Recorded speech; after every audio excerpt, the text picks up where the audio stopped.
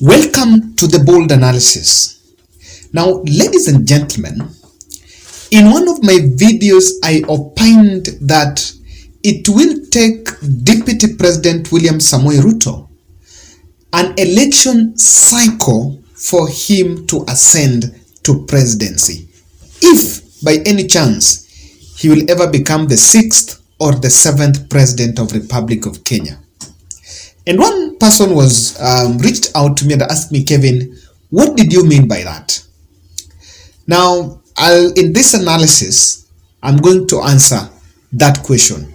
Why it will take Ruto an election cycle for him to one day become the president.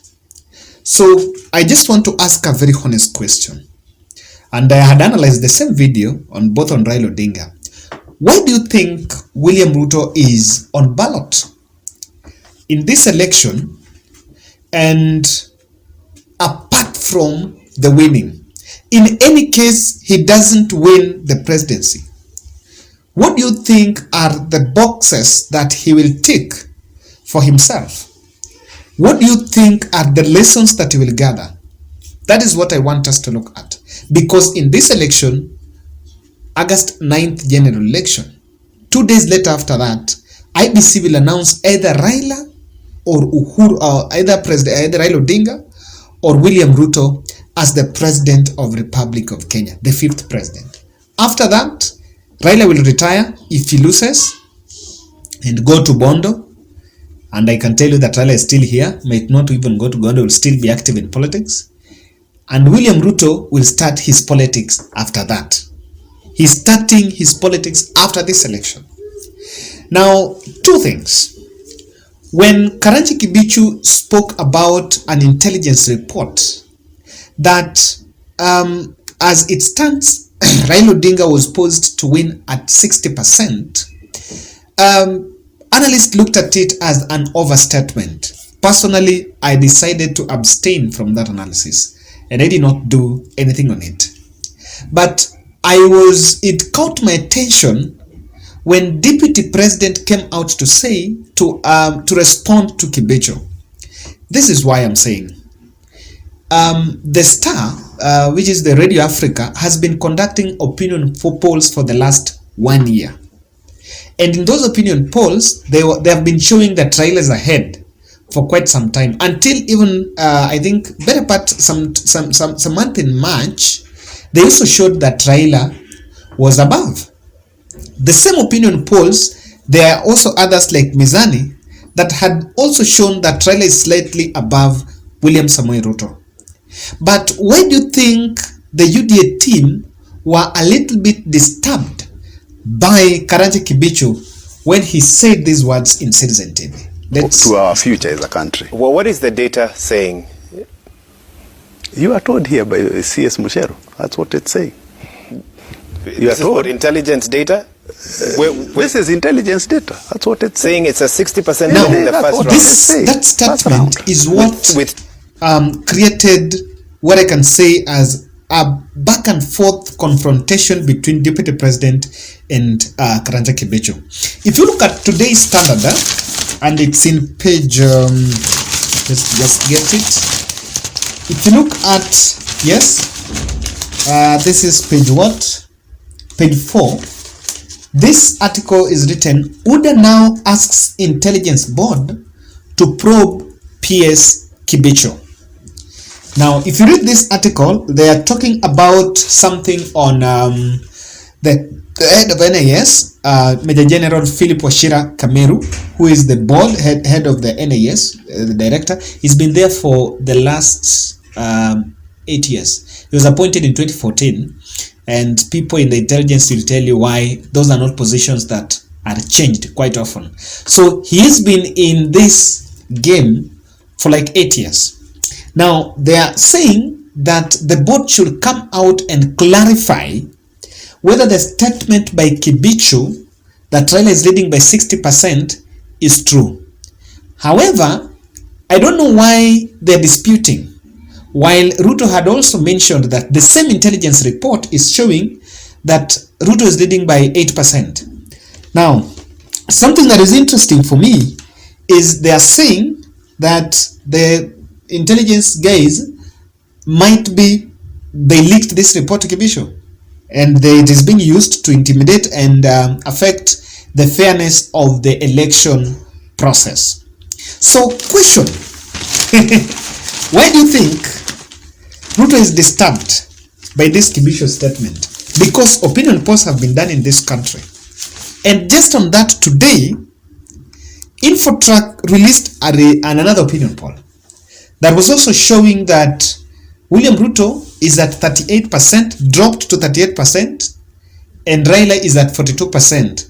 This is the same. This was an opinion poll was done a day after. I think it was a day after the running mate choosing. They were at 42% flat.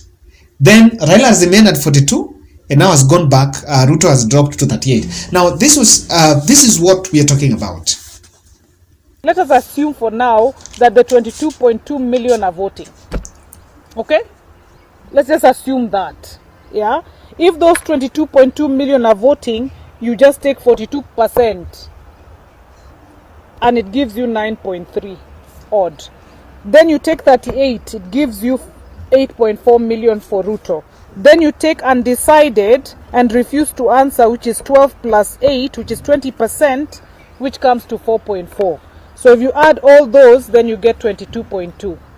We have not gone to the detail of looking at voter turnout in its entirety, because I think that will become clearer as we get to say 30 days to election. Yeah, because right now there's still people are still making up their minds.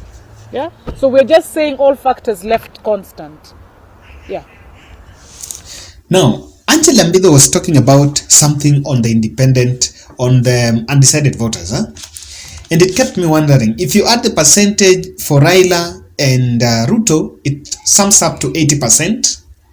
Then the rest 20%. Who do you think are this 20%? And that means that election has not been sealed, because the 20% might give, if Raila and Ruto divides the 40%, then Raila will get to 52 and Ruto will get to 48, because the race is now a 4-horse race. 2 horses and some 2 other small horses. Let's say the truth. The big horses and the small horses. Wajakoya and Wahiga Mwaura's father. So, there is the baseline, and what you can see here is, number 1, that all the odds are running against Deputy President. Why do you think he's on ballot? Ladies and gentlemen, kindly subscribe to this channel. Then my brother Gidiomi, Instalite. If you want power backup systems, you can stay a place where there are blackouts, then you need to contact Instalite. They have amazing solutions on power backup system, and they can integrate your water heating system with the solar power. So go solar, go solar. What you need to do, guys, talk to Gidiomi. His number is 0722818883. 0722818883. And please notice me from Kevin Oduor. It seems that destiny is already coalescing around him to make sure that he becomes the most prominent leader after Raila Odinga. In this election, Mudavadi is not on ballot. Stephen Kalonzo Musyoka is not on ballot. The 4 prominent leaders in this country, as we talk now, let's talk of 5, that are on presidential radar. It was only Uhuru, and Uhuru has retired, has finished. So it was only Raila, Kalonzo, Mudavadi, and Ruto, because Central Kenya do not have a kingpin. So I don't know whether Mudavadi is a kingpin. You can correct me on that. Huh? Yeah, somebody say, oh, Mudavadi is not in that list. But then the fact that the Mudavadis and Kalonzos are not on ballot makes Ruto one of the most powerful leader after Raila Odinga. So why do you think it's in ballot? There is something that people will always remind you, that Raila Odinga knows what is in store for him. He knows his voting pattern. And that is why it was very easy for him to strategize for elections in 2017 and also even strategize in 2021. So to William Ruto 2022 election is the start of his presidential race. And I mentioned in one of my analysis some time back that the longest route for William Ruto to get to presidency will be Raila Odinga. That is the longest route. The shortest route was President Uhuru Kenyatta. But that route is now thorny and imejaa. Sasa he has to go through Raila. So and Raila now he has to take corners. He's starting the presidential race now. Whether he's going to win by 100 meters is a question of time. But he's going to start, and that's why I'm saying he will have to go through a cycle. For me, I believe it might be a circle. It might be a circle. And if you look at it critically, if there is a leader who do not still understand or is a green horse on the presidential ballot, is William Ruto. And so in this election, he will have an idea of his voting baseline, so that will help him and his strategy to make future strategy. Because for this one, it will be an election for him to know what is the percentage of people that supports me in Nairobi. What is the percentage of people that supports me from Rift Valley? Genuine support, even Rift Valley. What is the percentage of people that support me in Mombasa, in Nyanza, in Northeastern? However, I am afraid that if the rigging claim that they say might see the light of the day, then even that answer he might not get. And if Dipset wants to dismantle him, they can make sure that he doesn't get that answer. He doesn't get exact number of votes that he got.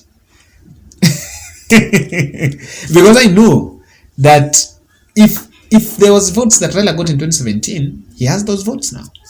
Whether they were genuine or not genuine, but now that he is with the state, he now understands what exactly his voting pattern looks like. So that's one of the reasons why that is also one of the reasons why William Ruto is on the ballot. But someone will say that if you look at the way he has mounted his presidential bid, he's tried to prove a point to President Uhuru Kenyatta.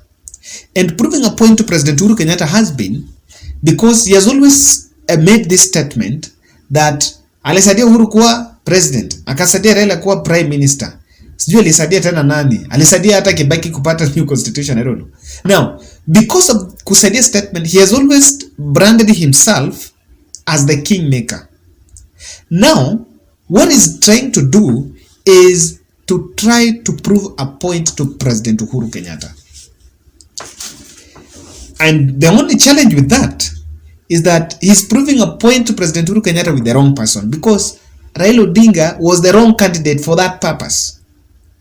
If Uhuru was fronting Wajakoya, and I'm not demeaning Wajakoya, but I'm saying in terms of popularity, if Uhuru was fronting Kalonzo Musyoka or Mudavadi, he can.